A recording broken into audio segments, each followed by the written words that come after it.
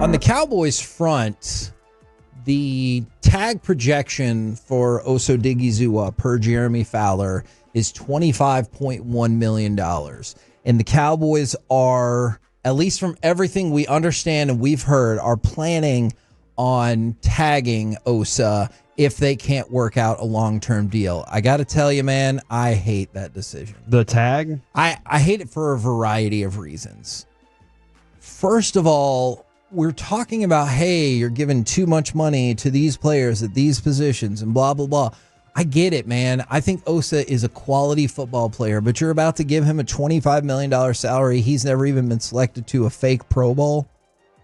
That's the decision that we're making. I think it's a terrible decision. I think Osa has earned his money in the open market, and I would be willing to let that move on down the road. But the thing that I hate the most about it is, if you do give him the franchise tag and you do not negotiate a long-term deal, that is a number that's not going to go anywhere. It's going to be set at $25.1 million. At least if you got the long-term deal, it would be hard to process, like 5 for 125 or whatever the case would be. But with the guaranteed money, you could move some stuff around on the cap and make it work. If you franchise him with no deal, 25.1. If you give him a long-term deal, you could potentially be paying him $8 to $10 million this season. And if your idea is to create cap space to load up this roster, great. If that's not your idea, then I don't know why you franchise tag somebody at $25 million for a team that didn't even make the playoffs last year. Okay, so Tony Pollard got it in 2023, correct? I think that is correct. And that was disappointing.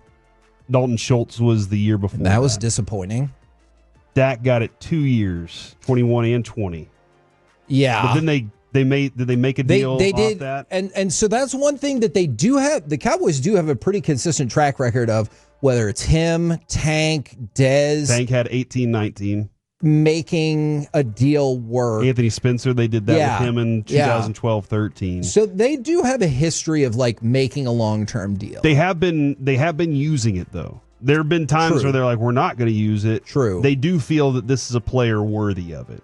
That they're looking at him going, he is that valuable of a player, but the number on his contract, the way you're pointing it out, it could be used in so many different ways. The way that if you have a contract deal with him, as opposed to the 1-year franchise tag, you can do other things with the money. There's a lot of different ways to help them have more money to work with in free agency. And look, we joke about how farcical the Pro Bowl is, but they still make selections to these theoretical Pro Bowl teams. And I'm not saying all pro. Osa's not even been picked for one of those.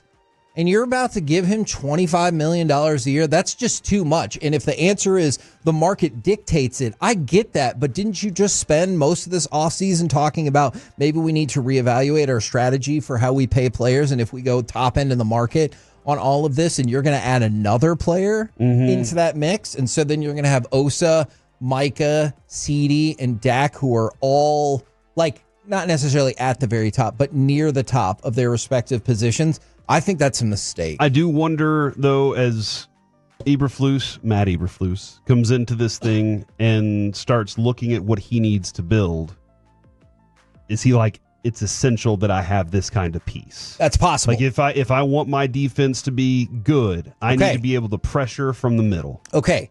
If that's the case, this is why I hate the franchise tag in this specific instance. We've talked about it. The Cowboys don't have a lot of money to spend.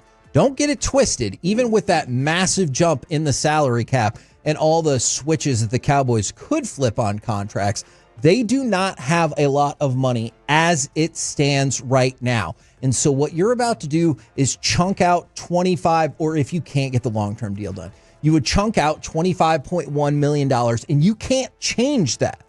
All right? That's what the number is. Whereas if Eberflus said that, or if maybe the Cowboys believe it, you know what? This could be a deal where the Cowboys truly believe Osa is about to hit it big and dominate. If that's the case, then you long-term deal it for your 5 for 120, your 5 for 125, whatever this specific number is. And he's 26. Okay, he's right in the wheelhouse of prime. And that is the mistake that the Cowboys have made. If you go back to some of these deals, They have doubled up on the franchise tag because they're essentially, it feels like, well, you won't take our lowball long-term contract offer, so we'll just keep franchise tagging you, and then we'll eventually give you the deal anyway when the price has gone way up. If they decide that Osa is the dude that they need now and for the next 5 years, you go with that long-term deal. You take the $8 million hit, because guess what? That's $17 million cheaper. If you think it's going to be a little higher, $14 to $15 million cheaper. I don't love the franchise tag, and it feels like you use the franchise tag on somebody who maybe you think is at the end of their usefulness and you want to get one more out of it, or either that or they're not convinced that he's worth long-term deal. And if that's the case, you're still going to give him $25 million this year? All right, so and this is where you're going to have a hard time with them again, in my mind. They're looking at this 2-3 year window as a time. And maybe that's like, look, we think that he's the one for right now. Yeah. But we might be doing an overhaul on a couple different things over the next couple of years after this, but we want this year. Okay. And this does go to Steven's approach, which has been like this for years. We fill as many holes as we can with whatever we have accessible and cheap. Like we'll use the franchise tag, we'll use cheap free agency, we'll use our guys and re-sign them, so that whenever we get to the draft, we can take the best player available, is the idea. Like they got CeeDee Lamb, so that we can do it that way. But all the holes are filled. We feel like we have a competitive team, and now we go draft. Which is never, like, it doesn't always work in my mind that way, because I think you need to make a competitive team and draft players that are going to make you more competitive. Here's one way I would like it, because you were talking about some of the move-ins and shake-ins that they're going to do. And Corey, this might be my own fault. I just don't think the Cowboys operate at this level. Here's what I would like to give the Cowboys credit for. They do think Osa is going to be the future. They're going to give him the franchise tag this year just to make sure he really is the future. And then they can give him his long-term deal going into 2026, which will make the 2026 number really low. Whereas if you give him the long-term deal right now, you can make this number really low, and then the number's obviously going to keep going up. And so they're like, hey, let's take a hit on our cap right now, which we talk about all the time. If that's the case, and they're like thinking multi-dimensionally with their franchise tag and their free agents and their roster development, then I am all for this. I hate to tell you this, Corey. I do not believe that's what's happening. Yeah, I can. If it is, I'll admit, I was way off on that. Because you've been following this team for long enough to kind of know the way that they do things typically. Now, that doesn't mean they can't change some of their approach. They definitely could. I don't know what their hard and fast rules are. I don't. It seems like one of their approaches to hard and fast rule is don't have running backs over 30. And then or 28 even, it felt like all the running backs they had this year looked like they were over 30. Yeah. But that is, I don't know what their hard and fast rules are on certain other things, but it does seem to be, look, if we got a guy that we drafted that performed well, we'd love to keep him as long as we possibly can, even if it's going to take us, doing some twisting to get there. In order to make that happen. So to go along with that, I love the player. He's a fun interview. He's one of those guys that I think Micah loves having him in front of him, and I think that the team is better when he's out there. I do think that. I do agree with that. But now, are you talking about Micah and Osa are going to cost you $62 million per year in cap space? I realize, again, you can fudge the numbers. But to go along with that, over the weekend, DeMarcus Lawrence said it would be glorious to stay with the Dallas Cowboys.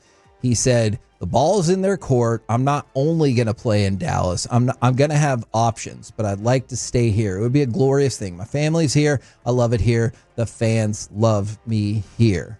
I think then that comes down to, here's our offer. Okay. Do you like it? And I don't know what their offer can be. And I don't know how, this is one of those where you don't want to make him laugh and feel ticked off by an embarrassingly low offer. Sure. But you also have to work within the parameters of what you have built and what you're looking to build. So you have to have that discussion with his agent. Obviously, it starts with his agent until he picks up the phone and says, all right, let me talk to Jerry now. Because isn't that what happened last time? He was like, we've been negotiating long enough. Let me talk to Jerry. And they hashed out a deal just like that. it sounds like he wants to end his career here. He knows how beneficial that is to him. Like, he understands what life is like as a Cowboy player. So Spotrac threw out the idea of a 2-year, $24 million deal. Now, I don't know what the guaranteed money is on that. Pay that man his money. Okay, you support that? Because it looked like you made a look that it's too much in my mind. Like, maybe I'm just naive, and I'm like, 8 is kind of where I would like to be. I'm sure like everybody would like to be in a range like that, but $12 million a year is still in my mind a little high. Okay, but maybe not in his eyes. Yeah, maybe not in his eyes. But I'm also, again, pay the man his money. I want players to get paid. I think it's important for anybody that's doing their job to be out there, anybody out there doing their job, to get the max that they can while they're working. From the 956, I love you, Kevin, but there's no way what the Cowboys are doing is playing 4D chess. That's a fair point. From the 682 hard and fast rule, make insulting low offers. Yeah, I guess that does feel like one. But that doesn't make sense if then your other alternative, like let's go back to Osa for just a second, is I'll franchise you at $25.1 million. Like, how many people have we talked to, and people on our station who really, really like Osa, but they're like, man, if you could keep it below 20, that would be great. We talk with people, I'm not sure if they said this on the air yet, so I'll wait. But like, if we can get him for like 15 to 18, I would be great. Nobody has said, if you could lock up Osa for $25 million a year, that'd be awesome. Yeah, nobody, and not even me. And I'm just as big of a fan of Osa as anybody at the station. I think there are some other people that love him just as much as I do too. But I've not asked for that. I've not said, hey, let's negotiate it that way. I want him to get paid because I like for players. But that is a lot of money for that one guy if they can't hash out a deal. And the concern that I get is that, well, we drafted him. We developed him. So clearly he has to be great. And we have to keep him here because we draft and keep our own great players, as opposed to we draft and keep our own good players who we pay to be great, even if they're still good. Yeah. That's where that has happened many times for them. And again, that comes down to who do you have projecting?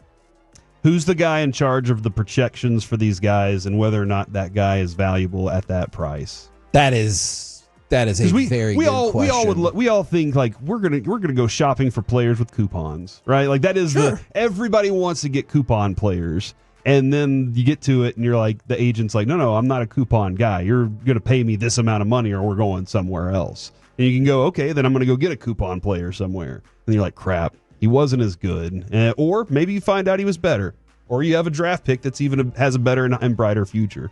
We will keep an eye out on this, but it seems like one way or another they want Osa. He'll probably get tagged. Yeah, and then like why would if sure every player wants the security of the long-term contract. Agreed. Dak at the position he's at took the gamble, got hurt, and still got the contract. Like, still like, how, why? But like, that's the risk. And as a player, you can look at it and say, hey, I made $25 million that year. If you got hurt and you never were able to do it, I made $25 million that year. I'll take it.